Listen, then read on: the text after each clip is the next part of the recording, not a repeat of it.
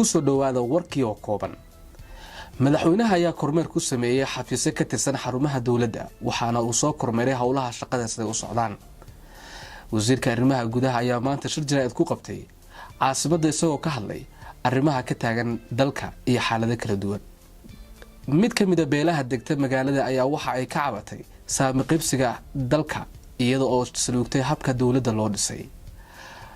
munaasabad si heersan loo soo agaasimay oo lagu shaacinayay musharaxnimada mid ka mid ah xildhibaanada u tartamaya doorashada soo socota ayaa lagu qabtay magaalada.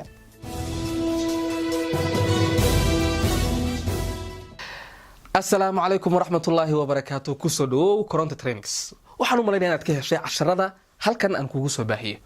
haddii aad ka heshay waad ku mahadsan tahay commentigaaga iyo intaad ula socotid. haddii maanta ay kugu horeysana fadlan subscribe dheh furo alertka si markasta ay kugu soo dhacaan casharadan. maanta casharkeenu wuxuu ku saabsan yahay warka. waa maxay war iyo sidee baa lagu gartaa waxaan inay war yihiin in kale. haddaba sidee aad ku daawateen klibkii hordhac ahaa ee casharkan ka horeeyay su'aal baan ku weydiinayaa. maxaan kuu sheegay? war miyay ahayd? jooji casharka filimka halka ku jooji kadibna commentiga hoose ku qor fikradaada inta aad daawan casharkan. waad qortaan u maleynayaa. haye aan dib isugu soo noqono. waxaanu maanta ka hadli doonaa warka. waa maxay war? war waa xog cusub oo u qalanta in la baahiyo oo dadka loo sheego. waa xog cusub oo u qalanta in la baahiyo oo dadka loo sheego. haddaba wuxuu leeyahay warku shuruudo lagu garto in uu war yahay iyo in kale. waxaana ugu horeysa oo lambarka koowaad ah inuu yahay mid cusub, inuu leeyahay xiiso iyo inuu leeyahay saameyn. waa saddexda ugu waaweyn ee lagu garto waxa aad sheegaysid inuu war yahay. uu cusub yahay maxaa loola jeedaa?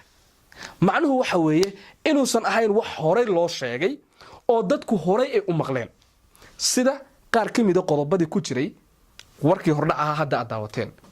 haddaba aan tusaale u soo qaadanno warku markuu cusub yahay. tusaale ahaan magaalada maanta waxaa la waayay hilib la iibiyo oo xoolihii lama qalin. waa wax ku cusub dadka. sidoo kalena maanta waxaa qaaliyoobay qiimihii bariiska. waa wax cusub oo aan horey u jirin, sidoo kalena xiiso leh oo qof walba uu dhegeysanaya maxaa yeelay way saameynaysaa qof kasta, noloshiisa ayay saameynaysaa. waxa aad dadka u sheegaysid waa inay noqdaan wax marka qofku uu dhegeysan karo. waxaan ku soo koobayaa warka oo aan kugu soo ururinayaa. warku waa inuu noqdo wax qof aad saaxiib tihiin, ehelkaaga, qof aad qaraabo tihiin ama qof aad wada nooshihiin inta uu kaa soo horbaxo uu ku yidhaahdo ii waran maxaad war haysaa, wax aad u sheegi karta ha noqdo.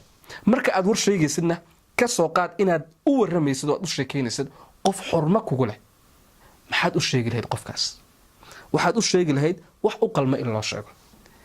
klibkii hore aad ku aragteen marka waa sida markasta tviyadeenna ama idaacadaheenna iyo qoraalada qaar ka mid ah website-yada iyo jaraa'idada laftigoodu ay noogu waramaan, laakiin wax waray kuma jirin. sababtoo ah wax cusubna kumaynaan maqal, xiisana ma aysan lahayn, saameynna nolosheenna kuma lahayn dhammaan qodobadii aanu maqalnay. laakiin haddii la rabo in war la sheego waa in naloo sheego wax annagana saameynaya, cusub dhegaheenna ku cusub, xiisana leh oo inaanu daawanno nagu khasbaya ama dhegaysano. aad baad ugu mahadsantahay daawashada casharkan. haddii aad su'aal qabtid ama aad fikrad haysid commentiga hoose ku dhaaf. casharkan oo qoraalana halka hoose ayaan ku soo geliyay. haddii aad hadda ku cusub tahay subscribe dheh, furo alertka, saaxiibadaana la wadaag oo sheer garee. mahadsanid.